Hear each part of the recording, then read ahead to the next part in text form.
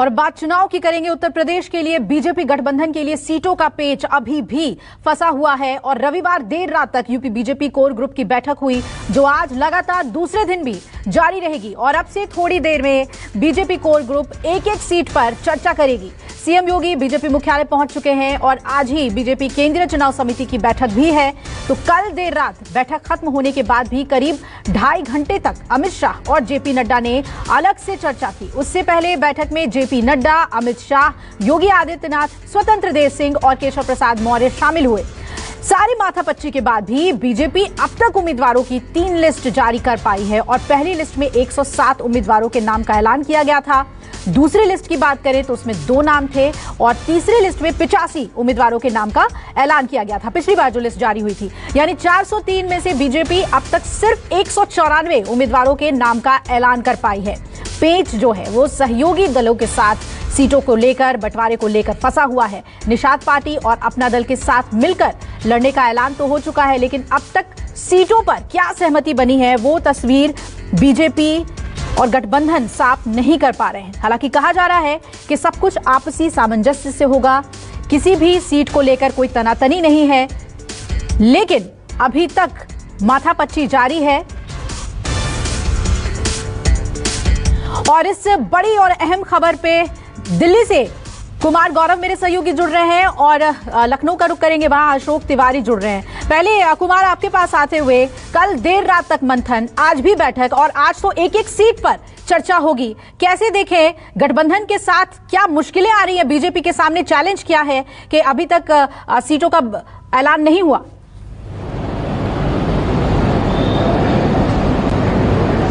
देखिए, जाहिर तौर पे अभिलाषा 403 सीट है उत्तर प्रदेश में। अभी तक 197 सीट्स का ऐलान बीजेपी कर चुकी है।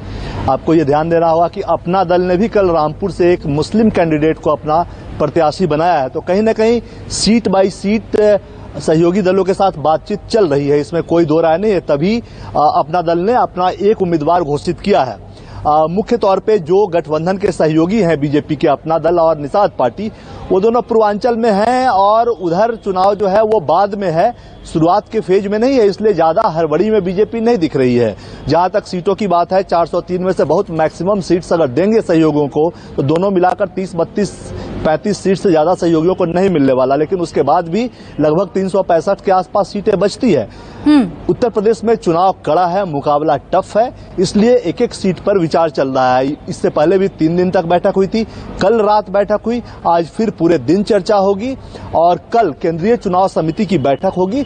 उसके बाद आपको उम्मीदवारों के लिस्ट का ऐलान, उम्मीदवारों के नाम का ऐलान हो जाएगा, लिस्ट आएगी सामने। लेकिन हाँ, सभी सीटों की आ जाएगी इसकी गारंटी नहीं है। ये 100% पक्का नहीं है, क्योंकि कई जगह ऐसी सीटें हैं जहां बीजेपी विपक्षियों का मुंह देख रही है कि वो किसको उतारते हैं, उस हिसाब से अपने उम्मीदवार उतारेंगे। एक सीट पे 2-2, 3-3 नाम लेकर वो बैठे हैं।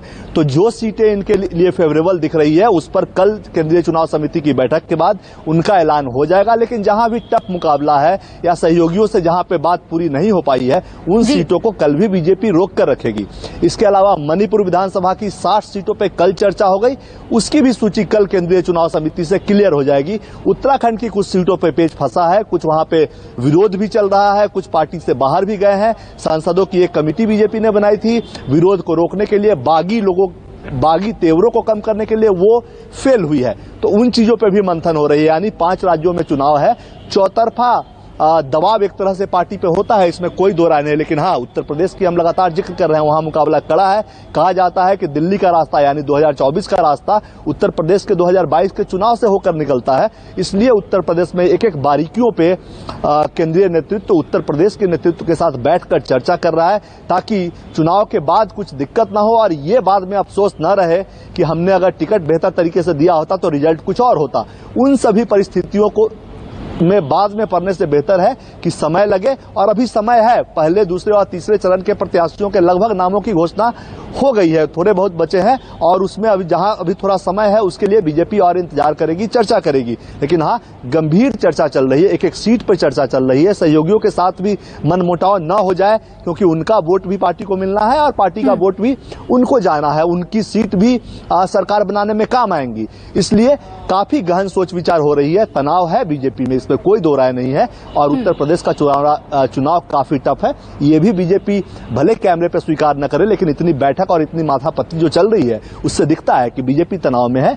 और इसलिए एक एक सीट पे चर्चा करके, ये नहीं कि मोदी और योगी के नाम पर चुनाव जीत कर आ जाएंगे, उम्मीदवारों को भी देखा जा रहा है, उनकी क्या स्थिति है जमीन पे, वो सारी चीजें देखी जा रही है। विपक्षी अगर किसी और को उम्मीदवार बना दे तो क्या स्थिति हो सकती है, ये भी देखी जा रही है। इन सबको लेकर चर्चा चल रही है। दिन भर ये बैठक चलेगी, आज भी देर रात तक बैठक चलेगी और धीरे धीरे उम्मीदवारों की जहां तक बात है, जो उनके सहयोगियों के उम्मीदवारों की बात है, जैसे रामपुर की सीट घोषित की है अपना दल ने, उसी तरह धीरे धीरे वो करते जाएंगे। आपको 7वें फेज तक भी ये यानी कि कुमार, पता चलेगा कि कितनी जब पहले ही ये बात कही जा रही है कि एक एक सीट पर अब इसमें चर्चा होगी और आप बता रहे हैं कि सारे परम्यूटेशन कॉम्बिनेशन अप्लाई करने के बाद ही जो गठबंधन पर सीटों को लेकर फैसला लिया जाए। आइए अब हम आज की जो बड़ी खबर है, सीटों के बंटवारे को लेकर बीजेपी में मंथन चल रहा है, गठबंधन के साथ क्या कॉम्बिनेशन वो बनाते हैं, किस तरीके से उन सीटों पर फैसला होता है, क्योंकि अभी तक उम्मीदवारों के नाम का ऐलान नहीं हुआ है, उस पर हम चर्चा कर रहे थे। कुमार ने दिल्ली से हमें इनपुट दिया कि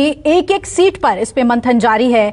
लखनऊ का हम रुख कर लेते हैं, अशोक वहां पर मौजूद है। अशोक, कहा जा रहा है कि 200 सीटों पर पेच फंसा हुआ है और दूसरी तरफ अगर अपना दल और निषाद पार्टी दोनों की बात करें तो इनकी डिमांड्स क्या हैं, क्योंकि अपना दल की तरफ से शायद 36 सीटों की लिस्ट दी गई और कहा गया कि इसमें से 14 सीटें तो उन्हें मिलेंगी, लेकिन निषाद पार्टी भी अच्छी सीटों की मांग कर रही है बीजेपी से।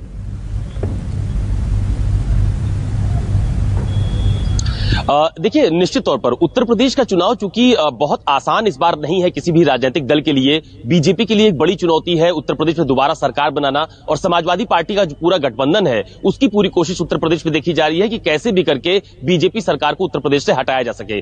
अब उत्तर प्रदेश के समीकरण को समझने की जरूरत है। आप देखिए कि बीजेपी इस बार कई सारे नए प्रयोग भी कर रही है, हालांकि वो सीधे तौर पर उसमें इन्वॉल्व नहीं है, लेकिन अपने सहयोगियों के माध्यम से उस प्रयोग को देखा जा सकता है। पहली बार विधानसभा के चुनाव में बीजेपी की तरफ से रामपुर में जो आजम खान के बेटे हैं उनके खिलाफ एक मुस्लिम उम्मीदवार उतारा गया है। हालांकि वो उम्मीदवार अपना दल एस यानी कि अनुप्रिया पटेल का जो गुट है उस गुट के तहत उतारा गया है, लेकिन वो गठबंधन के एक संयुक्त उम्मीदवार होंगे। तो ये अपने आप में उत्तर प्रदेश में एक बड़ा प्रयोग माना जा रहा है कि अपना दल एस को एक सीट दी गई जहां पर उनकी तरफ से उम्मीदवार घोषित किया गया और बीजेपी का उसको समर्थन होगा, गठबंधन का एक उम्मीदवार है। पश्चिमी उत्तर प्रदेश में जो कि पहले चरण के चुनाव होने हैं तो वहां पर इस तरह का एक उम्मीदवार उतारकर एक बड़ा मैसेज एक खास वर्ग में बीजेपी की तरफ से देने की कोशिश की जा रही है। दूसरी बात, जितने भी सहयोगी बीजेपी के उत्तर प्रदेश में इस बार विधानसभा चुनाव में उनके साथ हैं, चाहे वो डॉक्टर संजय निषाद हो निषाद पार्टी के या अनुप्रिया पटेल हो अपना दल की, अभी कोशिश यही की जा रही है कि जब से स्वामी प्रसाद मौर्य ने तमाम सारे विधायकों के साथ बीजेपी से इस्तीफा दिया और वो समाजवादी पार्टी के गठबंधन में शामिल हुए, उसके बाद से आप देखिए कि लगातार जो सहयोगी दल है उनका एक दबाव बीजेपी की तरफ के ऊपर देखा जा रहा है और यही वजह है कि अभी तक सीटों का बंटवारा सार्वजनिक फोरम पर नहीं आ पाया है, यानी कि जो तस्वीर अब तक साफ हो जानी चाहिए वो नहीं हो पाई है। ठीक सारी परिस्थितियों को देखते हुए बीजेपी के लिए चुनौतीपूर्ण स्थिति है और गठबंधन को वो कैसे संतुष्ट करती है इस पर आज नजर रहेगी। शुक्रिया आपका पूरी अपडेट हमें देने के लिए। नमस्कार, मैं हूं मानक गुप्ता। अगर आपको हमारा ये वीडियो पसंद आया हो तो इसे लाइक और शेयर जरूर करें और हां, हमें सब्सक्राइब और फॉलो करना ना भूलें ताकि आप देश और दुनिया की कोई खबर मिस ना करें। तो जुड़े रहिए हमारे साथ और देखते रहिए न्यूज़ 24।